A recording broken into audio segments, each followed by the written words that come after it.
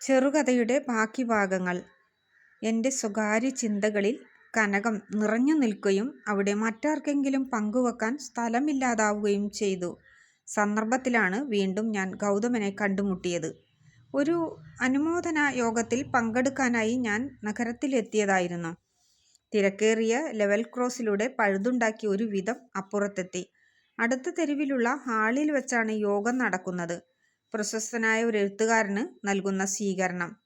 സമയത്ത് തന്നെ ഞാൻ എത്തിയില്ലെങ്കിൽ സംഘാടകർ തെറ്റിദ്ധരിക്കും. പ്രധാന പാതയിൽ നിന്നും ചെറിയ തെരുവിലേക്ക് കടക്കുന്ന സ്ഥലത്തെത്തിയപ്പോൾ മുന്നിൽ ഗൗതമൻ. സാർ. ഓ ഗൗതമൻ.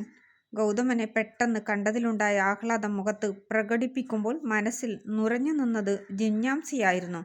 ഗൗതമന്റെ കൂടെ കാണുന്ന ഈ യശോധരെ ആരാണ്? ഉമേ, ഗൗതമൻ തൊട്ടടുത്ത് നിൽക്കുന്ന ചെറുപ്പക്കാരിയോട് പറഞ്ഞു. ഇതാണ് ഞാൻ പറയാറുള്ള സാർ. നീ കേട്ടിട്ടില്ലേ? പിന്നെ? ചെറുപ്പക്കാരി ചിരിച്ചുകൊണ്ട് പറഞ്ഞു. ഞാൻ സാറിൻ്റെ എല്ലാ കഥകളും വായിച്ചിട്ടുണ്ട്. ഇത് ഉമ. ഗൗതമൻ എന്നെ നോക്കി പറഞ്ഞു. എൻ്റെ ചെറിയമ്മയുടെ മകളാണ്. ചെറുപ്പക്കാരിയെ പരിചയപ്പെടുമ്പോൾ മനസ്സിൽ പുക നിറഞ്ഞു. ഗൗതമൻ്റെ ചെറിയമ്മയുടെ മകളോ? സ്നേഹത്തിനു വേണ്ടി ദാഹിച്ചു നടക്കുന്ന ഇയാൾക്ക് ബന്ധുക്കളോടെ വേരുകളോ?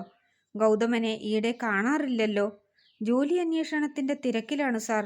എന്തെങ്കിലും ഒന്ന് പിടിച്ചു പറ്റേണ്ടേ? വല്ലതും ശരിപ്പെട്ടോ? ഒന്നും പറയാറായിട്ടില്ല.